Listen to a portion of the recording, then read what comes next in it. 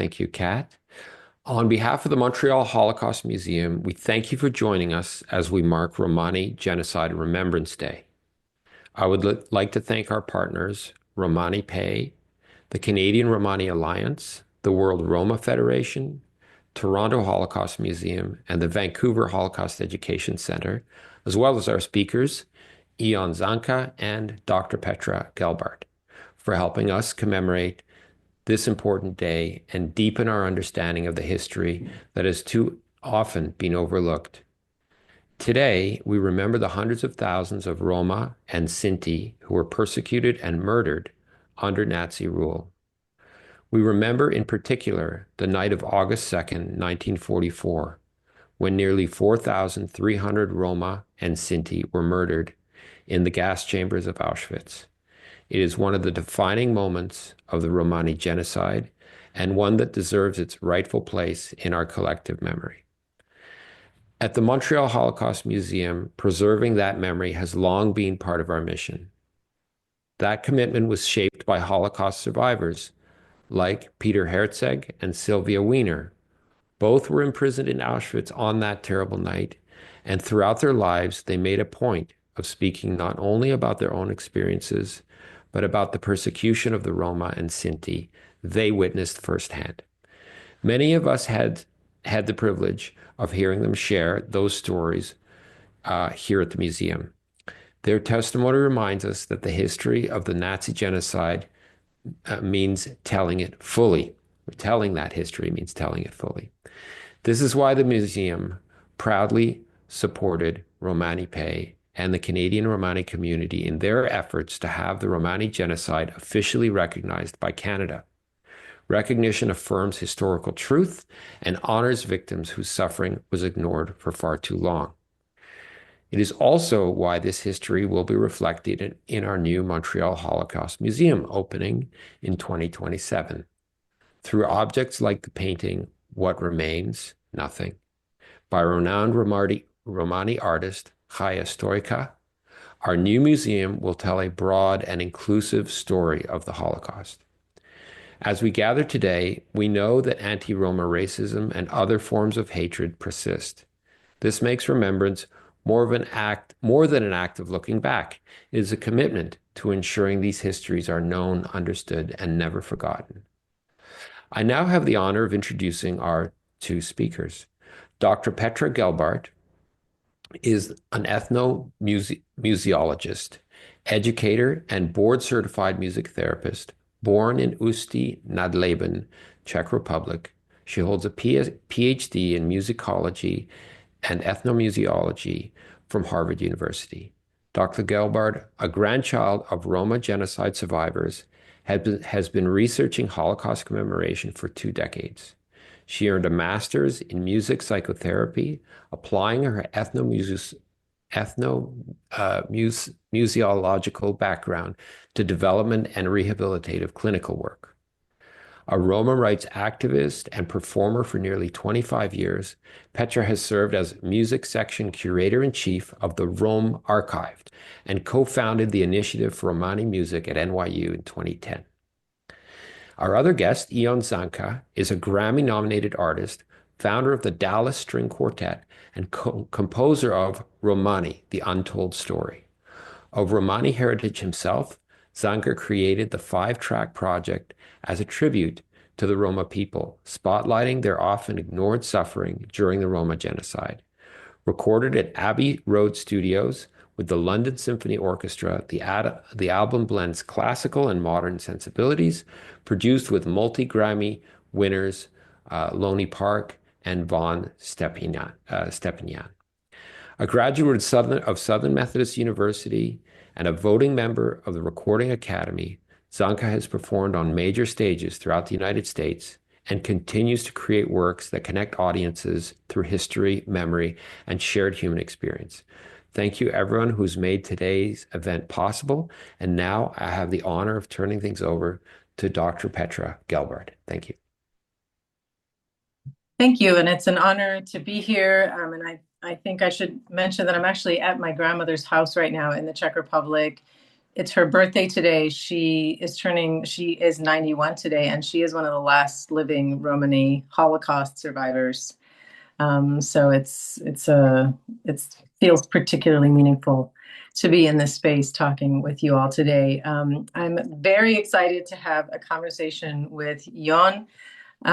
It's something very special whenever a new piece of music um, becomes created around the memory of Romani history in general and Romani persecution in particular.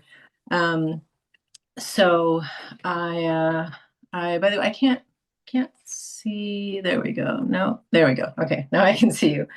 Um, so I have a lot of questions, having listened to the piece and looked at some of the things that you've said and thought about some of the context so I think we should just get started. But if there are any Roma here, I'm going to say Tavan Bachtale, Romale.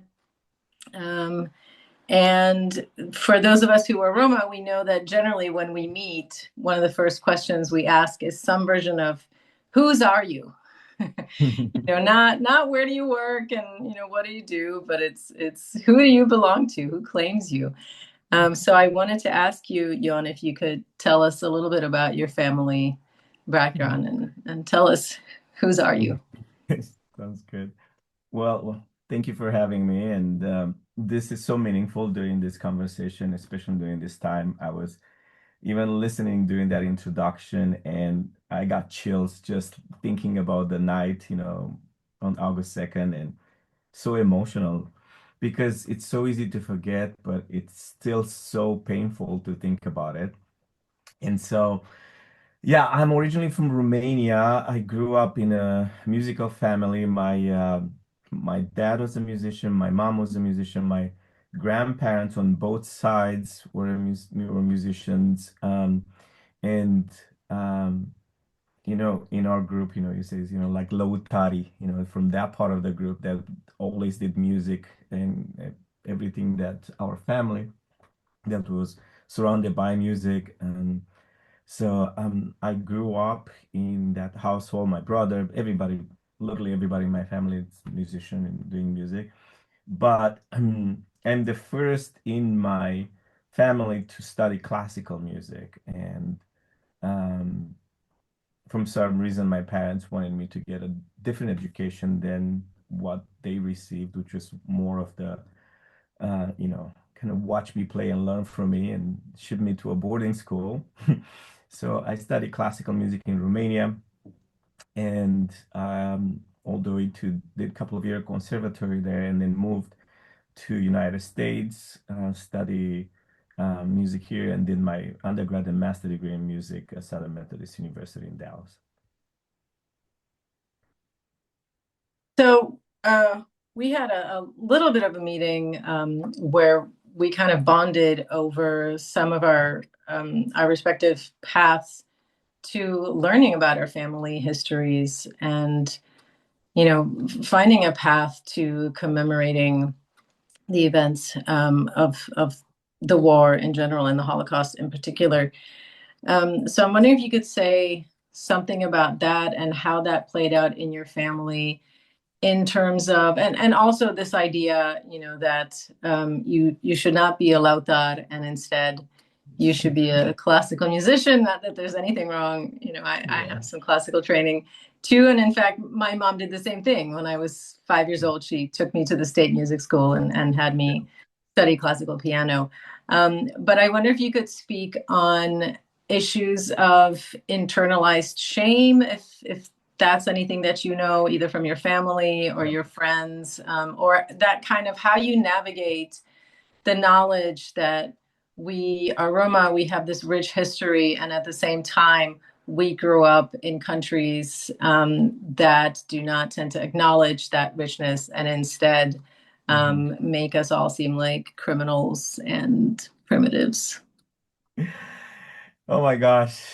Um, you know, I almost want to say that I was almost ignorant to the degree of um, of what's happening, even currently in Romania, and I thought, like I always try to think the best of people that think that we're past certain behaviors and things, but I don't know if we are. And so I think that's what makes this is so important, this kind of conversations. But going back to my family, to be honest with you, they never talked to me about any of this stuff.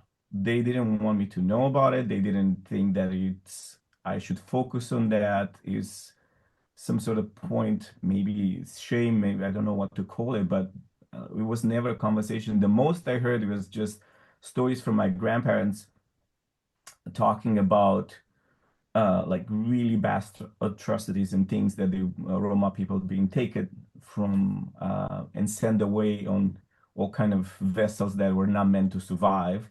Or my mom used to say stuff that my grandma used to take her. She was very young during the war and hide her Ryan in the back, like towards so whenever they would pass, the German troops would pass through Romania and literally was telling me that she would put mud on her face and make her as ugly as possible so they don't rape her or do anything like that. And it was just horrible stuff. But truth of the matter is, I've learned about it when I moved here in the States, and I was visiting with my wife. At one point, we always do 1 year, every summer we go to Europe and visit things. So we wanted to visit Vienna and a little bit of Germany. And somehow in our itinerary made it that we went to Dachau Concentration Camp. And that's when it started clicking. And that's seeing the maps and people where they were taken from, and not Jewish people, but also Romani people, and taken from, like, I saw the map and it was like the cities close to my area where I live. I was like, well, this is real. This just that became real for the first time. And so I started looking more into it, and what I was discovering was just blowing my mind, and I just didn't know how to react to it. It's like, if I can make an analogy, it'd be like being African American and finding out in your 40s that, like slavery existed, and it's just such a shock. I just didn't know what to make out of it. And and the other part is in Romania, they literally ignore all this history. Like, I went through the Romanian education system. Not one time have I learned any of this information. I remember in my early stages of doing this project, I wanted to learn as much as possible. So I did a couple of interviews with people in the field. One of them that I respect very much, Dr. Ian Hancock, he lives close enough to Dallas where I got to drive to Austin and spend some time with him. And he was telling me about a lot of these things, how, you know, the Romani in Romania were slaves. And I was like, I don't think that's it, because I've never heard that we were slaves. Like, not one time, like in any of the history books that I've been reading. So I'm sitting with him and he pulls up posters from, I believe, like 1880, 1890, and it says selling 200 gypsy families, good for this and this and this. And I'm blown away. It's in Romanian. And I'm like, how is it possible that I don't know about these things? And I'm fairly educated, right? I grew up there, I went to school there, I did university, I have a master's degree here in music, and I just don't know about these things. And so I have an 11-year-old boy, and I felt like he needs to know where he's coming from. And so that's kind of what got me started. I wanted the world to pay attention to this side of history, and the only way I know how to do it is through music. So that's what inspired, um, like, starting the project. Yeah, I feel like people of our age, I don't know how old you are, but our sort of generation have a sort of luxury to be able to pick and choose what we want to convey to the next generation, because we don't have the trauma that Right. our parents and grandparents had. And that's why we were never told this stuff. I was 19 when my family told me anything about our Holocaust history. And there's no way that, I think whether it's in the United States or in the Czech Republic or in Romania, you're extremely unlikely to learn it in school. Mhm. And my youngest child goes to school here in the Czech Republic part-time, part of each year. And I just opened up his textbook this year, and they had some little cartoon about criminality. There's a criminal, and of course the policeman is white and the criminal is brown, and of course the main brown population in the Czech Republic is Roma. And so, what did you learn in school from your teachers or your classmates or their parents or anything like that? Just Well, curious. I didn't learn anything. What I was told by my parents, like, don't bring it up, don't talk about it. You don't need them to know. Like, you hide it as well as you can, and just don't bring it up. I mean, to the degree that when I started working on this project 3 years ago, I told my sister is older than me. I told her that I want to write music about this project. And she said to me, are you sure you want to do that? Then everybody will know. I was Yeah, like, what do you mean everybody will know? Like, why are we hiding it? What, we haven't done anything. Why should we feel this way, you know? right. And she's like, are you sure? It's like, you're probably gonna lose some of your fans and people that respect you and all of this. And I just purely like it was baffling to hear it now. That's what I'm saying. These conversations are so needed because why would we have to feel this way? Why is this such a shameful thing? Just the pure fact that I didn't do anything and just to make you feel like you're somehow less. And Yeah. then that was my own family saying it to me. So when I heard her say that, it made me more wanted to do it and put it out there. Yeah, no, I feel the same exact way. And we just had a film crew here 2 days ago recording. Finally, we had a professional recording of my grandmother's story for a documentary. And at one point, they said, "Oh, let's go outside in your beautiful garden and let's do this.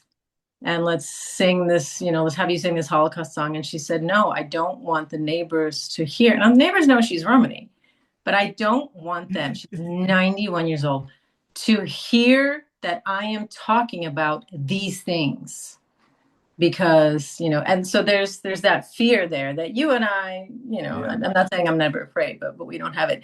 So one thing that I found interesting, and I think it would be great to, in a couple of minutes, to hear some of the music.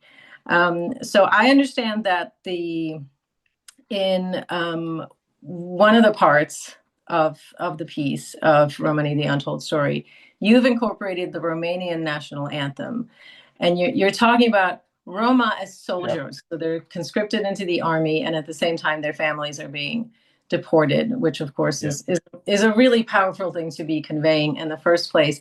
And I was just blown away by two things, really. One, it's become almost, I'm not saying it's a bad thing, but almost a cliche for us Romani musicians and composers to incorporate and transform the Romani anthem, right? Mhm. The Jelem Jelem, and for those of you who haven't heard it, is Jelem Jelem lungo nedromensa. It's a beautiful song. And so, there are other pieces of sort of crossover or, classical or jazz, a lot of jazz that's going to incorporate that. Yeah. And you didn't do that, which almost is a statement to me in that moment. But you did incorporate the Romanian anthem, and I loved that so much. But I want you to speak to that, and what that means to you, and also if you've gotten any reactions from Romanians on that front. So I was looking here because I have the flag, the Roma, with the green and the wheel and all that. And so I've listened to that and that was on my mind so much. But I didn't want to force anything if it didn't feel natural in the music. But this story, so there's a young Roma guy that works at the archives in Romania. His name is Adrian. I forgot his last name, but Furtuna. Fortuna, yes. Yeah. You know him? Yes. And Um, yeah. my niece in Romania knows of him and she's involved with the Roma foundations there and helping. And she was telling me about these letters that he came across of all the Romani soldiers during the World War II while they were fighting. Just for context for people that don't know, in Romania, the Roma, they were taken to fight in the Romanian army. But while they were fighting there on the different fronts, their family at home, they're being deported. So a series of letters were found from Romani soldiers sending to like different generals and Romanian officials asking, like, please do not deport my family. I'm fighting for the Romanian army. And I just thought throughout this whole album, what I tried to do, I tried to put myself into those stories like I was there. And and I just like the emotion that came over me was just I feel like I would literally like tear my clothes off. I was like, I'm sitting here, I'm dying for this country, and while I'm doing this, they're taking my son and my wife and my grandma and they're sending them I don't know where. And so I just felt like that I wanted to put that in that movement. It's called Letters of Pain, that juxtaposition between the Romanian national anthem, where they ask you to have, that commitment to the country while the country is literally betraying you and tearing you apart. And so I did put that in there on purpose. And it's interesting because some Romanian people, my brother-in-law is Romanian, and I love him, and he's a great guy. But uh, I had to explain the meaning of it, because like while I'm proud that I'm Romanian, but I'm also like not ignoring the history of, how we're being treated, And so I wanted people to know that it's not always good for us, like, and so the music, it's almost if I could put like a warning sign, be aware, sometimes, we get this sense of being super nationalistic and we push forward like we're proud to be American, Romanian, whatever nation you are, in which is okay, you should be, but don't take everything the nation does as a good thing because we need to keep them accountable to whatever section and whatever part of the history we need to keep them accountable to. So that was my idea also in that um I didn't mention, but my dad passed the year before I wrote the album, and I was dealing with a lot of grief, and I felt like the letters of pain. My dad played music for 65 years, and didn't matter what status he achieved. He went and played all the way to the Romanian National TV Orchestra, which is the highest you can get. And then he would come home and he would just be like, somebody would come and say, like, where is the famous musician? Like, and then it would be a guy be like, oh, the gypsy guy, he lives over there.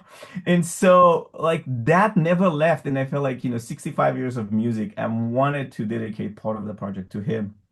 And so I felt that pain, whether it's, losing somebody we love or like the Holocaust, it kind of never leaves you. If you look at your grandparents and you look at the survivors, right? We forget, but then he comes back. So I felt like it was like waves, like you go, you be normal for a second, then he comes back. And what I in my mind was, if you notice in the music, it's kind of like a waltz. It's a dance, like it just never leaves you. And that's why, because people was like, why is there waltz in the Letters of Pain? I was like, well, because to me it's a dance. It's part of you. You never lose it anymore. And if you think about it, like we even have it as a second, like through the conscious of the community of what's happening in there. So yeah, that was the inspiration for it. So maybe I'll play a little bit of a fragment from the piece if you guys would allow me to. Let me see if I can share. I have to I'm sending a request to share my audio and my screen. Okay. Okay, let's see.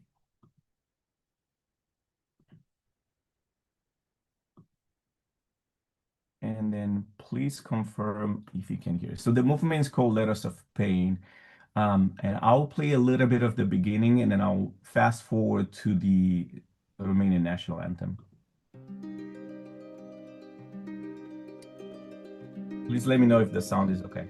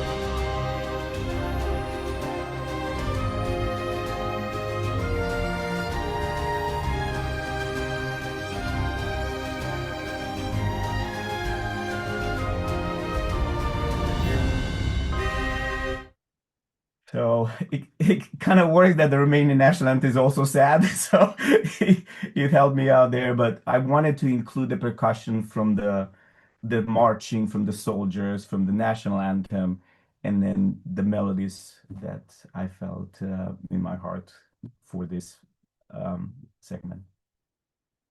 Yeah, no, I noticed the first time I heard it, I noticed the snare drums, and that really kind of stood out at me. And I was like, huh, what's going on there?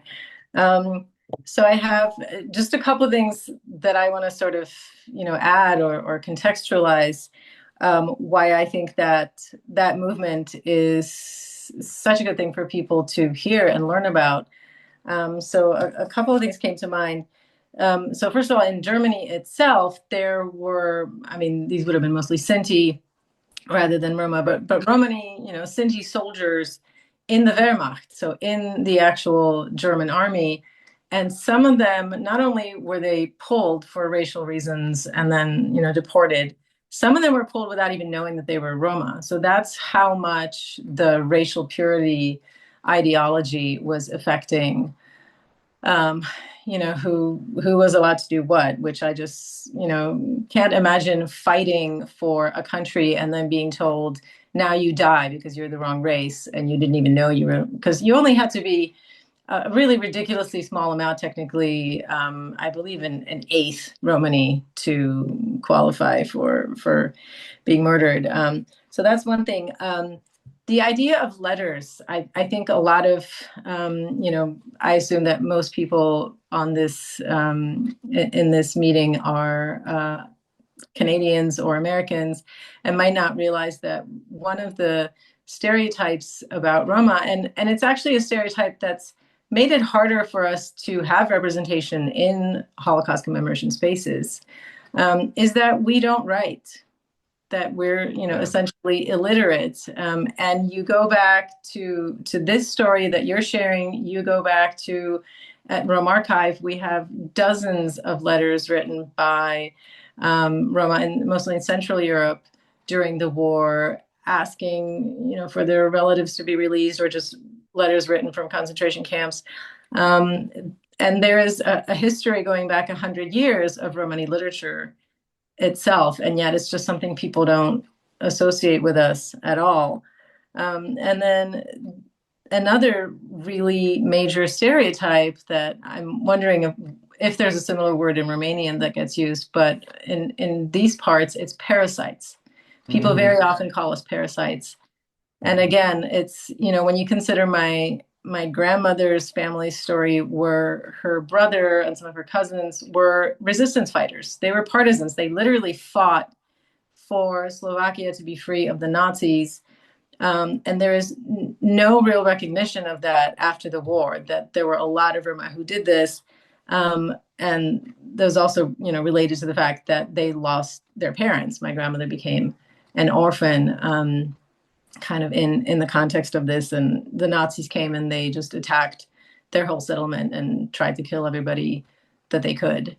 Um, and there's no sense of acknowledgement, let alone gratitude, for the Roma that were essentially being patriotic, and so they were partisans, not parasites. And so you're really giving me ideas, because the Slovak anthem is very, I think it could definitely be very well incorporated into an otherwise Romani piece of music. Now I really want to do it, but some kind of I like techno beat or something. But yeah, so I thank you. agree with the written part. When I was doing my research, I had to actually pull books.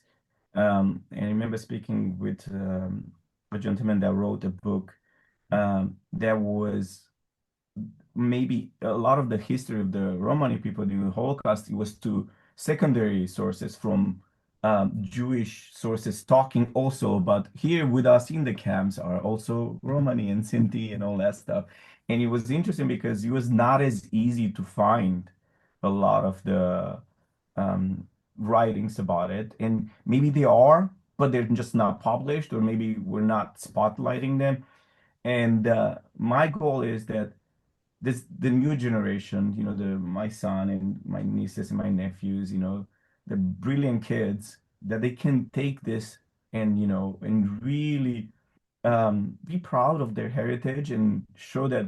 And that was the other part of this. I wanted, especially in Romania, it's almost like you said, the word Romani or Gypsies, it's just similar to something negative. There's rarely you associate anything good with it, right? And then the second part of it is uneducated, right? That's those two go hand in hand.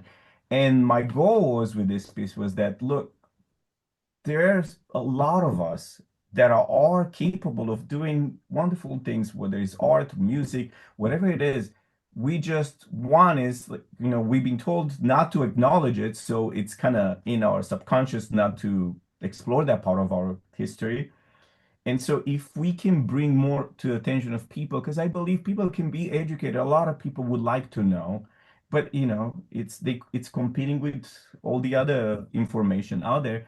It's like, look, there are a lot of really wonderful people, artists. Every culture will have good and bad, right? We all have those people, but I feel like we never highlighted the beautiful, the expressive, the most artistic people. And you have, in the music world, you have some of the biggest concert masters and the biggest orchestras. They're Romani. Like, the violinists, Berlin had for a while, Austria. They had some of the best violinists in the world. They're all Romani. But nobody acknowledges, because we've been told, like, don't talk about it. Don't talk Don't about it. mention it. Don't Yeah, mention it. You've finally been accepted in that circle. Don't talk about it. Don't bring it up. But you know what I mean, right? Like some of the best concertmasters out there in the biggest philharmonics, they have background, if not fully Romani. absolutely. And jazz musicians and popular musicians. And it's a vicious cycle because, Yeah. or doctors, right? Nurses, so many people who get out there and they become integrated into majority society. And the price of that integration is that either you're supposed to hide who you are altogether, or Yeah. people know who you are, but you're not allowed to say it, because if you say it, you Mhm. break this social contract that you're supposed to be ashamed of who you are. Yeah. And Even that's, actors, a lot of famous actors, when I was oh, doing my research, I came across a lot of them that I was like, what? But why is he never mentions anything or like acknowledges or, like, hey, is Romani Holocaust Day? Whatever, do something, acknowledge it where because it starts, like from there, like if a younger generation say, like, look, let's say Johnny Depp, Charlie Chaplin, whoever, like acknowledges and you do this, it's like it makes the new generations like, look, I shouldn't be ashamed. Like this guy yeah. is saying something, this guy is saying something, and that's how I feel like change happens. I absolutely agree. And at the same time, I think we have to be honest about the effect of the Holocaust on how people feel or don't feel comfortable sharing about their very existence. And, I noticed such a difference between me and my mom on this. First of all, my mom, looks brown and I don't really. And second of all, she was born shortly after the war. And so to her, we had one of the many debates we've had where I said, the census, there's a 2020 census in the Czech Republic. I said, you have to put down that you're Romani. We all have to do our part. My organization was doing public service announcement because if we don't do it, then we're officially, there's a fraction of us. You got to do it. You got to do it. It's so important. And she said, absolutely not. Why would you want to be Oh, listed in any list as Romani? Didn't you see, don't you know, you study this, don't you know what happened? And they absolutely are convinced that it can happen again. Now we can sit here and tell them that's unreasonable, but why would we do that? There's neo-Nazis. A friend of mine just got beaten up by five guys just for exiting a tram while Romani in Prague, right? Like this violence keeps happening. And so you can't ask people to be openly Romani without fear when mhm. they have every reason to be afraid. Yes. Anyway, so I want to go back to the music. I of course loved that last movement where you can really hear the Romanian Romani, ornamentation and style and all of that. So I kind of want to know everything about the decisions you were making, Yeah. because I know, you're not trying to make this be an arrangement of Romani music, Right. but there are components that are there. And so what were some of these musical elements that you felt had to be conveyed? Was it primarily ornamentation? Was it rhythm? Um, and then also, how do you deal with the scale of it, right? Because you're kind of conveying something that normally is on a very small scale Right. with improvisation, and now you're Right. doing it with an orchestra. So if you could tell us about the process. Well, so well, it's so interesting. So I told Petra during our we had a meeting last week, kind of talking about this project, but I was telling her that my background, while my parents and everybody in my family played um, Romani music, I was not allowed to, and I was not. I was shipped to a boarding school where I studied straight with classical. So when I was working on this project, I didn't even know where to start because I'm not trained to play, music of this style. So it's such a funny thing that you should see the globalization of this project. So I had the idea of there were a couple of elements in my mind. One, there was one melody that I really liked, and there was one fragment of a piece my dad used to play all the time. And they played at weddings in Romania, and it's a very in Romania, there's a funny thing in the countryside. Whenever there's a wedding, they literally walk from the beginning of the community or the village, whatever, from one end to the other, wherever the church is. So they play the music and everybody's like singing with the bride and the groom on the so they know that's how they do the invitation. They didn't do like invites, like 6 months in advance, formal, yes or no. They were like, here, taste some of this drink, and if you like it and you like the music, come tonight. There's a wedding. And so my dad used to play this music and just walk down, up and down. So every time he did that, I was like, "Oh, dad is passing by. He's playing music for this wedding." And somebody in Romania is just like, you should record some of this music. And there's one album of him playing some of these songs, and it's done. It's like with him playing accordion. The rest of the complement is more modern stuff that they use, but him playing the accordion. So I wanted to take this music part of it and put it in this what I call rhapsody. Because I have a couple of elements. Initially, I was trying to see if I can do Romani music from different parts, from Czech Republic, from Hungary, from Romania, but it's not easy. It's very complicated, and everybody has such a different style. If you don't become an expert on it, it will take you years and years and years. And that's not my background. So I tried to do the best I could, but I wanted to include some of his music, but it was just so different. And I was like, how am I gonna have London Symphony play this? This is doesn't make sense. So I might in a second show you a little bit like an excerpt of how it started and where he ended up being. But also.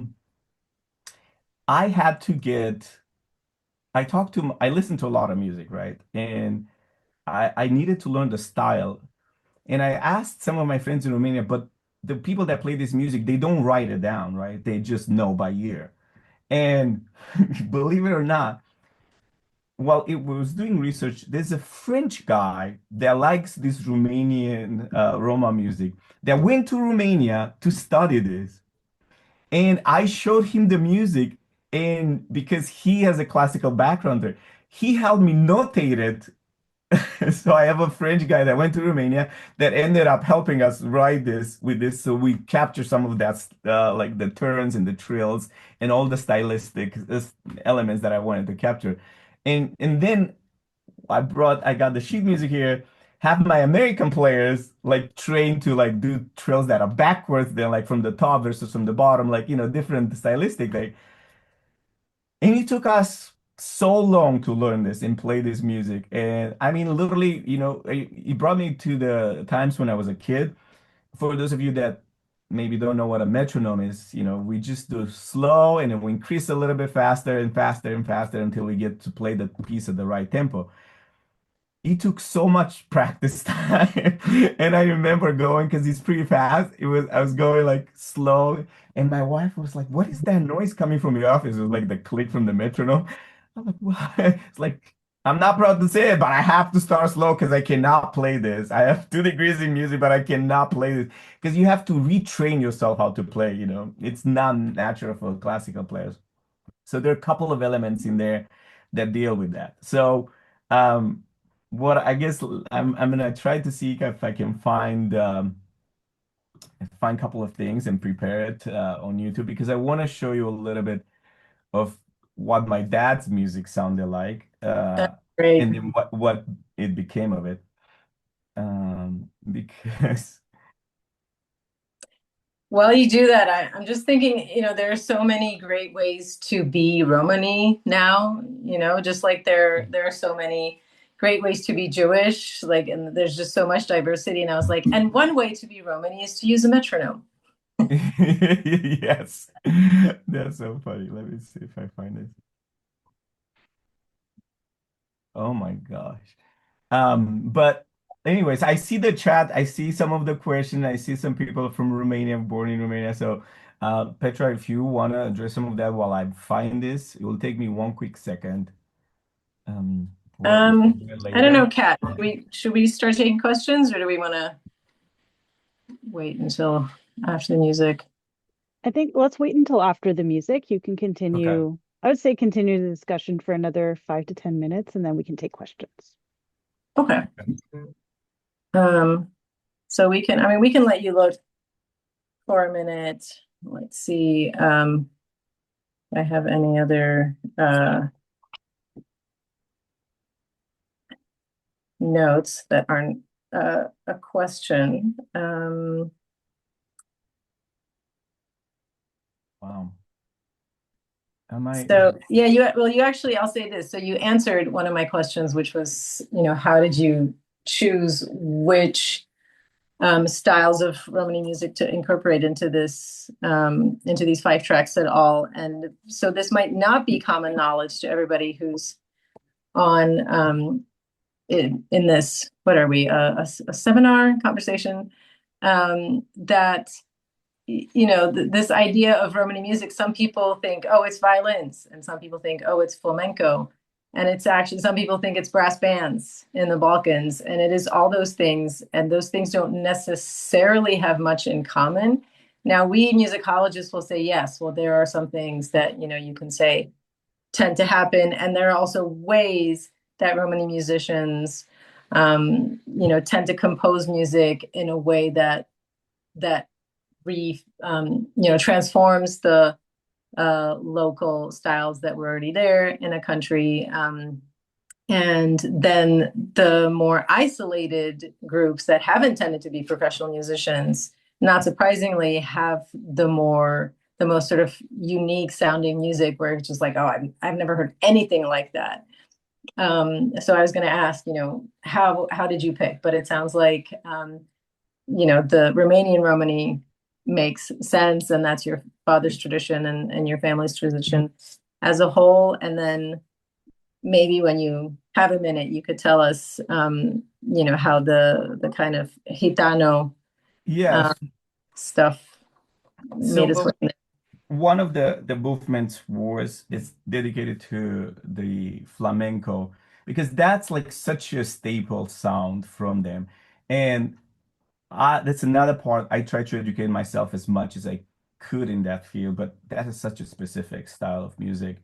Um, and it was such a journey. I had some friends in the States that played flamenco music, but they were not originally from Spain. Some of them were from Venezuela and Colombia, but because they're great guitar players and they love that style. And the more I looked into it, I realized quickly that I have to look at Spain. So I had a friend of mine that is from Spain, and he said to me, Jan, some of my best friends, they were Romani from Spain. So we literally hired a whole session in any included in that four track. There's even the dances, like with the tap on the like because they're very fast flamenco dancers that include all that rhythm in it. So we tracked maybe 8 or 10 musicians in Spain doing that, and we got a famous flute player also that is from Spain that does a lot of stuff with Chick Corea, did a lot of stuff with Chick Corea, um, and he's on the track. Incredible, really incredible musician, but that was hard to coordinate because we had to learn all of this stuff. It's all different type of music, and So it was fun. It was fun, but very difficult. Very, very, very, very, very difficult. It's one of those projects where you're like, well, I can't believe I said yes to this. And now I have to follow through, you know? But I'm just gonna play a little bit of the Rhapsody because I think some of the videos of my dad might have been taken Oh no. off from YouTube. I can't seem to find it, but I will just show you a little bit of the Rhapsody that we did, um, and I will play this a little bit. So there are different elements there. You will see a picture of my dad playing accordion, but the song that he has is not the one. There's only one track left, so I might have to look into it and see what happened to the other track. So that's my dad playing accordion here. And then I have this is the Rhapsody for the Romani. And so in this one, I have a few elements. So there's one part that is dedicated kind of like to that Eastern, like Serbian type vibe. And then a lot of it is kind of dedicated, taken from my dad. So I'm gonna play a little bit through this so you can hear this.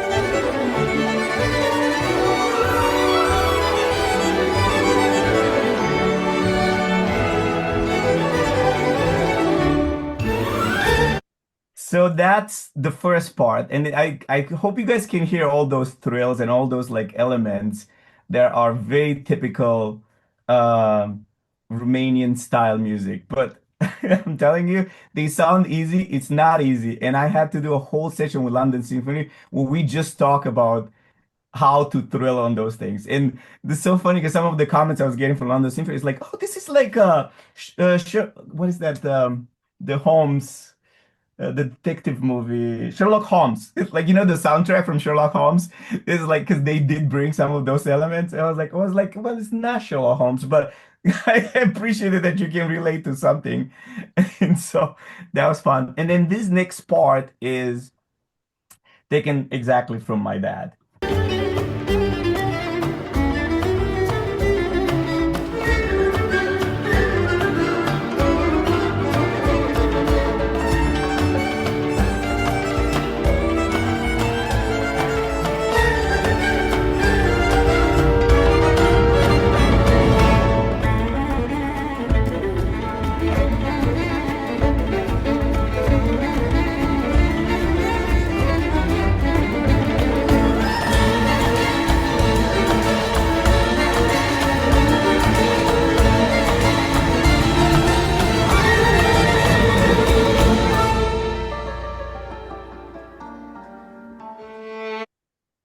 So that part was there, and then the guy that plays cymbal, he's actually in Romania.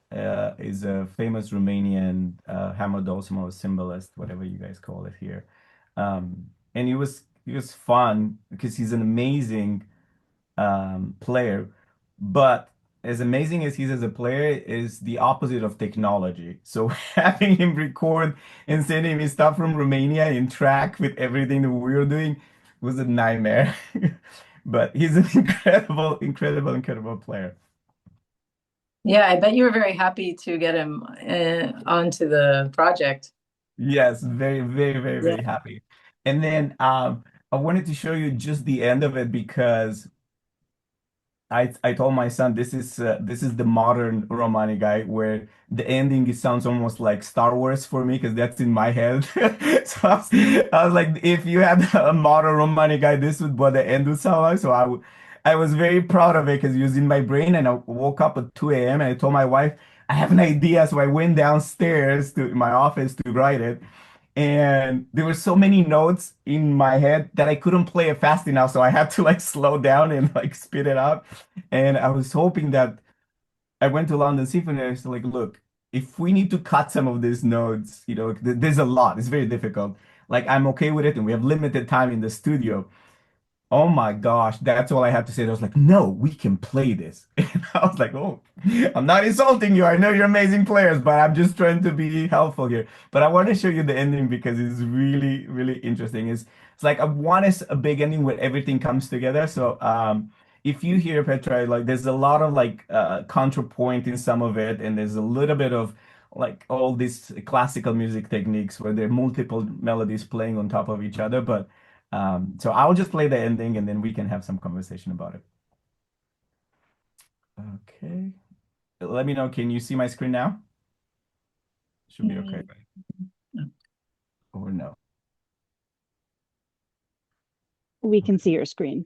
Okay. Cool. I am gonna fast forward a little bit to the ending and we're gonna play.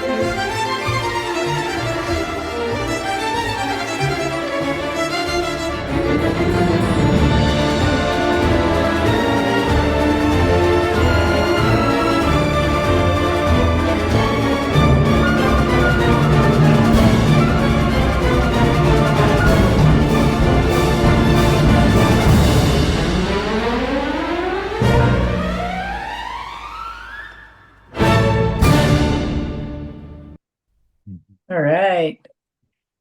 Thank you. Yeah, absolutely. So it is that time, and I feel like we're all pumped and motivated.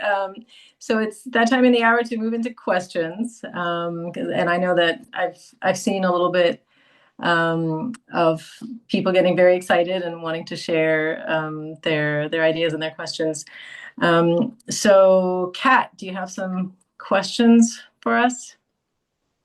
Yes, I do. Here we go. I'm just looking. Okay, so from Roberta, where are the important Romani archives, and is there a database or catalog with substantive information on Romani culture, history, and language? So I will take that one. The easiest answer to that question is it's going to be in the email that you're going to get, and there's a link to the Rome archive. The public aspect of it is not extensive. It's a bit of a long story as to how you might access the rest of it that's not public.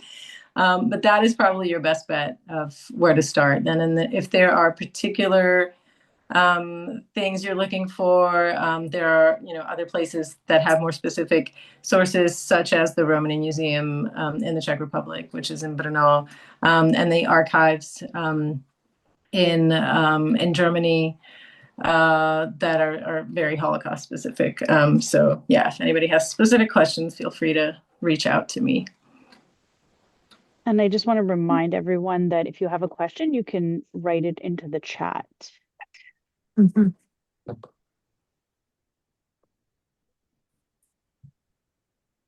So I see one question about performing this piece.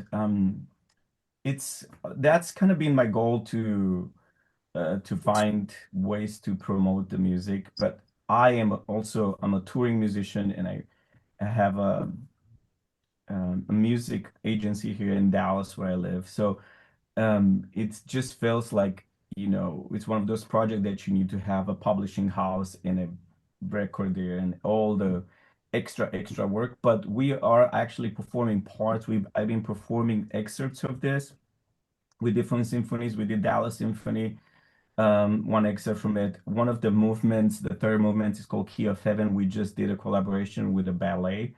And then we have a performance February 13 where we're going to perform parts of this. But my goal was to have one orchestra that would commit to premiere live the full album, the full work. But right now we have done only excerpts, and it's almost like a second job, like booking orchestra and requesting people to include in minority composers and all of that stuff. I need some help finding those avenues and ways to, because I've never done that where I have to request and submit a piece to be performed by a certain symphony. So still working on that part.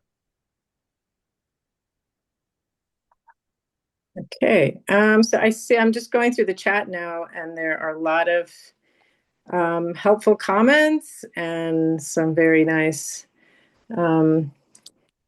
thank yous for Yon's work. And I think we could use, let's see, one more. All right, so I guess I'm reading this, so I will read it. How do you see the musical traditions as a way for restoration and reclamation for those separated more from their roots due to this tradition? I was sent to live with my mother's family that did not believe in assimilation so much as my father's side, which my brother grew up within. As a percussionist, this has been something I see in his soul always, and we connect through. However, for those of us that need to work to reclaim things that have been hidden, how do you see these kinds of projects and arts as being a vehicle for that? So, Ion, what do you think? I think for me, it's acknowledging first. You just have to acknowledge that this part of you. And look, when I was working on this piece, I felt a pressure that, Romani people are known for music, and they can be very critical and and so I felt like, how am I going to do it justice? I can't do it justice because somebody's going to be unhappy. And initially I was trying to be very accurate to the style that this part of the world plays and this style this. And in the end, what I saw was this is through my eyes. This is how I experience. This is how I absorb music.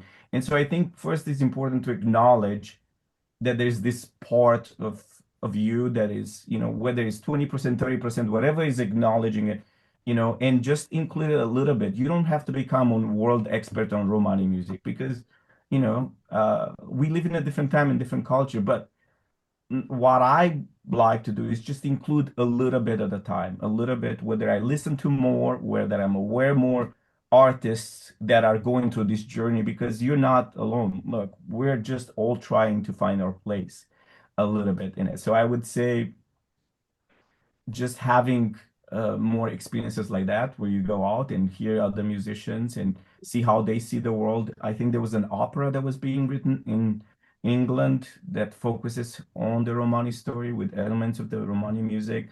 Um, I think it starts there for me personally. That's how, and then there's no pressure. You just, as a musician, just include as much as you can and as much as you want to, and how you view it and how you experience it. Because my dad will never feel the same way, like how I felt and how I was writing that. music. And we all have different experiences, but it's important to make our own way.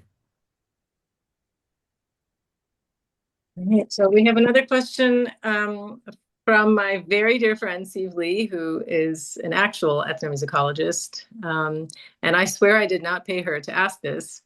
For this Let's see. Thank you for this wonderful conversation. After hearing your narrative, I understand why you chose to call this piece an untold story.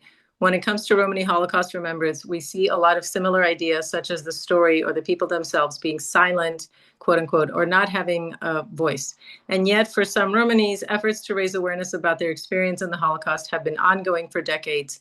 In your opinion, to what extent is the story untold, and to what extent is it unheard? Is this for me or for you, Petra? I think it's for you because but I'm happy to answer it too. But I'd love to hear your take on it. Sure. So I've been in a lot of circles of Jewish people. I played at certain temples, and they are very aware of their heritage. And it's part of everyday life, and it's almost like part of your duty is to make sure that people will remember what happened to them and is never done again. And while, there's starting to be voices in the Romani culture about, like Petra and others that are trying to put archives together, or Ian Hancock or Adrian in Romania, I mean, the disparity in the percentage is huge. So in my world, I would say a lot of people don't know about the story of the Romani.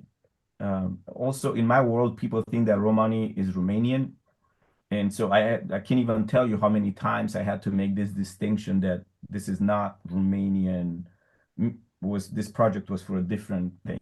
Not that I don't love Romania, or it's part of my culture, um, but it's just even that distinction that people don't know about it. So I've also, for me personally, I also did it because there's a new generation. I have a lot of relatives that now have kids that now are going through the system. They study in Germany, they study in, I have relatives in Norway, US, everywhere.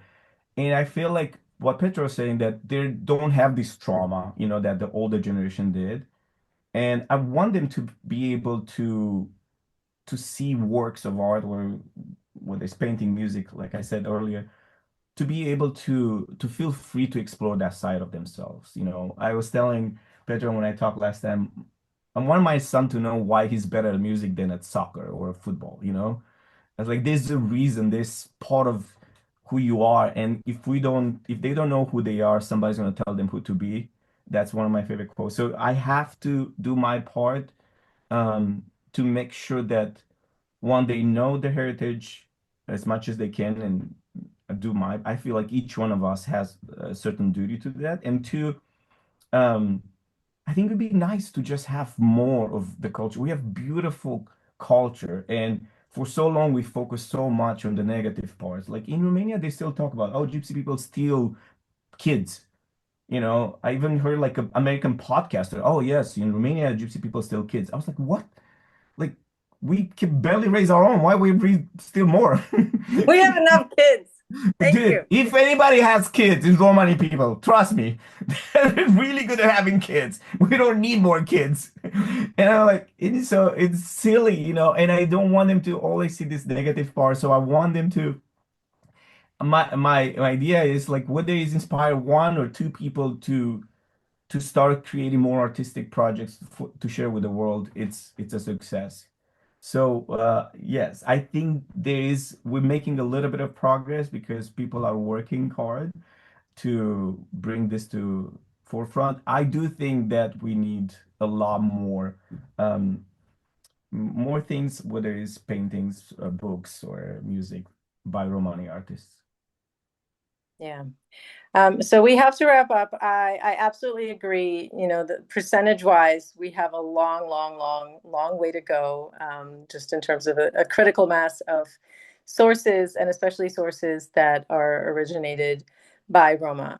I and Steve knows this, but I absolutely think it is very much a silenced Holocaust. It's not necessarily that it's untold, but I think there are many parts of it that are still untold. And so, for example, this, I didn't know anything about the letters from these, from Romanian Romani soldiers. And so it's exactly what you're saying. There's so much more to say. And so every cultural product that says something and every institution that allows us to have that platform just as Right. important, right? Because if we just have it as an internal memo, then it doesn't have the impact that we needed to have. So thank you so much to the Montreal Holocaust Museum. Thank you, Kat, for getting us together. Thank you, everyone, for coming and for your lovely comments and for your questions. And I really hope that we can have some more programming in the future. And now I really want to take a trip to Montreal. So. We can't wait to have you. Well, it was an honor. Thank you for having me. All right. Have a good rest of the week, everyone.